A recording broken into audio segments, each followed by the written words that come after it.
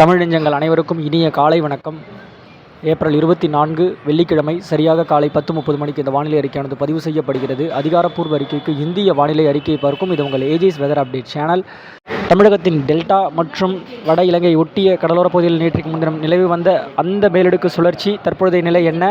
நேற்றைக்கு பார்த்தோம்னா நேற்றைக்கு என்னால் அறிக்கை வழங்க முடியவில்லை. என்னுடைய ஜனநாயக கடமை ஆற்றக்கூடிய ஒரு சூழ்நிலையாலும் இன்னும் பல்வேறு பணிகள் இருந்த காரணத்தினால என்னால் அறிக்கை வழங்க இயலவில்லைனாலும் நாம் என்ன அறிக்கையில் கடந்த அறிக்கையில் கொடுத்துருக்கோம் அப்படின்னா, நம்ம இந்த தென் கடலோரத்தின் பகுதிகளிலையும் மற்றும் தென்மேற்கு பகுதிகளிலையும் ஆங்காங்கே ஓரிரு இடங்களில் மழைப்பொழிவு கொடுத்திருக்கிறது. இந்த மேலடுக்கு சுழற்சியானது வடக்கிலிருந்து தெற்காக பயணிக்கக்கூடிய ஒரு சூழ்நிலையில் அவ்வப்பொழுது தெற்கு காற்று சந்திப்பை ஏற்படுத்தும் விதமாக இருக்கும்போது ஓரிரு இடங்களில் மழைப்பொழிவு கொடுக்கும் என்று நம்ம ஏற்கனவே சொல்லியிருக்கோம். இந்த காலகட்டம் என்பது 23, 24 இந்த காலகட்டத்தில் தொடரக்கூடிய ஒன்றாக இருந்தாலும் அவ்வப்பொழுது வானிலை மாற்றங்கள் என்னென்ன இருக்குது அப்படின்றது நம்ம இந்த அறிக்கையில் நம்ம பார்த்துருவோம். இன்றைக்கு உயரழுத்தம் என்பது பார்த்திங்கன்னா அதே கிட்டத்தட்ட சொல்லணும் அப்படின்னா நம்ம தெற்கு அந்தமான் ஒட்டிய கடற்கரை பகுதிகளில் இருந்து அப்படியே விசாகப்பட்டினம் கடற்கரை ஒட்டிய பகுதிகள் வரைக்குமே நமக்கு அந்த உயரழுத்தத்தின் தாக்கம் என்பது நீடிக்கக்கூடிய ஒன்றாகவும், ஓமனியம்மன் வளைகுடா பகுதிகளில் நிலவி வரக்கூடிய அந்த உயரழுத்தத்திலிருந்து பெறப்படுகின்ற காற்று என்பது அரபிக்கடலை சுற்றி கொண்டும் தென்முனை பகுதிகள் வரைக்கும் வரக்கூடிய ஒரு நிலை. அதே வேளையில் 24, 25 காலகட்டங்களில் நம்ம குறிப்பிட்டிருந்தோம் பார்த்தீங்களா, கிழக்கு காற்று அலைவுகளோடு இணையப்பெற்ற உயரழுத்தத்திலிருந்து வரக்கூடிய காற்று என்பது இருக்கக்கூடிய ஒரு சூழ்நிலை இருக்கும். அப்படின்னும் போது இப்போது இந்த சுழற்சி எங்கே இருக்குது அப்படின்னு பார்த்தீங்கன்னா, மேலடுக்கு சுழற்சியாக நிலவி வந்த அந்த சுழற்சியானது இலங்கை மற்றும் தென் தமிழகத்தின் இடைப்பட்ட கடலோர பகுதிகளுக்கு மேலடுக்கிலே சுழன்று வரக்கூடிய ஒரு சூழ்நிலை.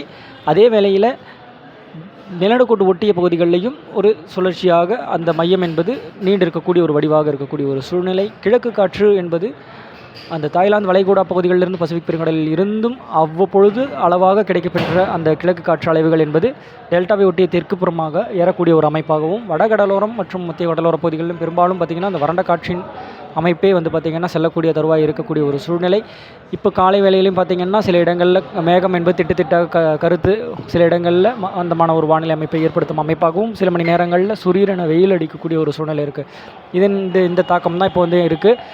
இது வெயிலில் பொறுத்த வரைக்கும் நம்ம சொல்லியாச்சு 39 டிகிரி செல்சியஸ் அளவிற்கு இருக்கக்கூடிய சூழ்நிலை இருந்தாலும் அடுத்தடுத்த நாட்கள் என்பது 25 காலகட்டங்களுக்கு மேலாக அந்த கிழக்கு காற்று அலைவுகளால் தெற்கு காற்று அலைவுகள் என்பது கட்டுப்படுத்தக்கூடிய ஒரு அமைப்பாக இருந்து தெற்கு காற்றின் ஏற்றம் என்பது தடைபடக்கூடிய ஒரு அமைப்பாக இருக்கும். 27, 28 காலகட்டங்களில் மீண்டும் இந்த தெற்கு காற்றின் அமைப்பு என்பது சற்றே மெல்ல மெல்ல வரக்கூடிய அமைப்பாக இருக்கக்கூடிய நிலை என்பது இந்த சுழற்சிகள் என்பது மாலத்தீவை நோக்கி நகரக்கூடிய ஒரு அமைப்பாக இருக்கும் சூழ்நிலையில் தெற்கு காற்று என்பது அளவாக தமிழகத்தின் மீது ஏறப்படுகின்ற ஒரு அமைப்பாக இருக்கும். அதே வேளையில் 29, 30 காலகட்டங்களில் வடமேற்கிலிருந்து காற்று அந்த கர்நாடக எல்லையோரம் மேலடுக்கில் இருக்கக்கூடிய அந்த மேலடுக்கு சுழற்சி என்பது படிப்படியாக தெற்கு நோக்கி அமையப்பெறும் அமைப்பாகவும், வடமேற்கிலிருந்து காற்றை குவிதல் என்பது தமிழகத்தின் ஊடாக தெற்கு காற்று, கிழக்கு காற்று, மேற்கு காற்று சந்திப்புகள் ஏற்படுத்தி தமிழகத்திற்கு மழைப்பொழிவு என்பது கூடுதல் பரப்பில் அமையக்கூடிகின்ற ஒரு அமைப்பாகவும் இருக்கக்கூடிய ஒரு நிலை.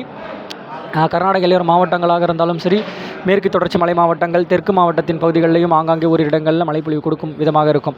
இப்படி 29 காலகட்டங்களில் சற்று கூடுதலாக ஏற்படுத்தக்கூடிய ஒரு அமைப்பு அப்படின்ற மாதிரி இருக்கக்கூடிய நிலை. மே மாதம் முதல் வார பகுதிகள் வரைக்குமே ஆங்காங்கே அப்படின்ற மாதிரி மழைப்பொழிவு தொடரும் விதமாக 4 தேதிகள் வரைக்குமே 4, 5 காலகட்டங்கள்லையும் இப்படி ஓரிரு இடங்கள் அப்படின்ற மாதிரி இந்த குறைந்த பரப்பு என்பது 5 தேதிக்கு மேலாக அப்படின்ற மாதிரி பதிவாகக்கூடிய நிலை. இப்படிலாம் மாறி மாறி இந்த அமைப்பு இருக்கக்கூடிய ஒரே வேளையில் அந்த வெப்பம் என்பது கடுமையாக இருக்கக்கூடிய சூழ்நிலை என்பது மே மாதம் முதல் வார பகுதிகளிலிருந்து சற்றே தனியே தொடங்குன்ற மாதிரி நம்ம எதிர்பார்க்குறோம். ஏன்னா அந்த உயரழுத்தத்திலிருந்து வரக்கூடிய காற்றை நமக்கு வந்து பார்த்திங்கன்னா வறண்ட காற்று இருக்கிறதால நமக்கு வெப்பம் என்பது மிகுதியாகவும், அதே வேளையில் நிலநடுக்கோட்டு பகுதிகளில் இருந்து நமக்கு வந்து பார்த்திங்கன்னா சூரியனின் குத்துக்கதிர் வடக்கு நோக்கி செல்லக்கூடிய இந்த அமைப்பு தான் நமக்கு எல்லாம் பார்த்திங்கன்னா வெப்பம் என்பது சற்று கடுமையாக உணரக்கூடிய ஒரு அமைப்பாக இருக்கக்கூடிய சூழ்நிலை. இப்போ இந்த நிலை, இந்த குழப்பக்கூடிய ஒரு வானிலை அமைப்பு என்பது டெல்டாவின் தெற்கு பகுதியாகவும் தென் மாவட்டத்தின் ஓரிரு இடங்களில் இப்படி இருக்கக்கூடிய நிலை என்பது தொடரக்கூடிய ஒரு அமைப்பாக இருந்தாலும் சற்று கூடுதல் பரப்பு மழைப்பொழிவு என்பது மீண்டும் வந்து 26, 27 காலகட்டங்களில் தலைத்தூக்க தொடங்கும் அப்படின்ற மாதிரி நம்ம எதிர்பார்க்குறோம். ஏன்னா இந்த மேலடுக்கு சுழற்சியானது இப்போது நம்ம தென் தமிழக கடலோர பகுதிகளில் ஒரு வெற்றிடமாக இருக்கக்கூடிய நிலை. இதுக்கு இந்த காற்று சுழன்று கொண்டு எந்த இடத்துலலாம் தெற்காற்று ஏற்றம் கொடுக்கிறதோ அந்தளவுக்கு அந்த மழைப்பொழிவு கொடுக்கக்கூடிய ஒரு விதமாக அந்த வானிலை சூழல் ஏற்படுகிறதோ அங்கே தான் வந்து ஒரு சில இடத்துல இருக்கும். பெரிதளவிற்கு பாதிக்கக்கூடிய ஒரு மழைப்பொழிவு என்பது சற்று தெரியவில்லை. நேற்றைக்கும் பார்த்திங்கன்னா ஓரிரு இடங்களில் தென் மாவட்டத்தின் பகுதிகளிலும் தென் கடலோர பகுதிகளிலையும் ஒரு இடங்களில் லேசான மழைப்பொழிவு கொடுத்திருக்கிறது.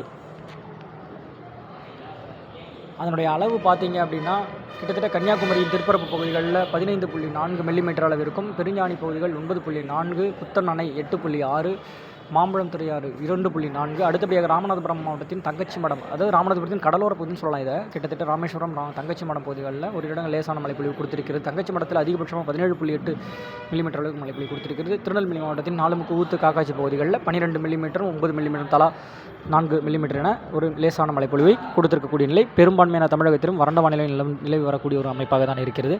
இதுபோல் வானிலை மாற்றங்கள் ஏதாவது இருக்குது அப்படின்னா கண்டிப்பாக அடுத்தடுத்த மணி நேரங்களில் நம்ம அப்டேட்ஸ் பண்ணுவோம்.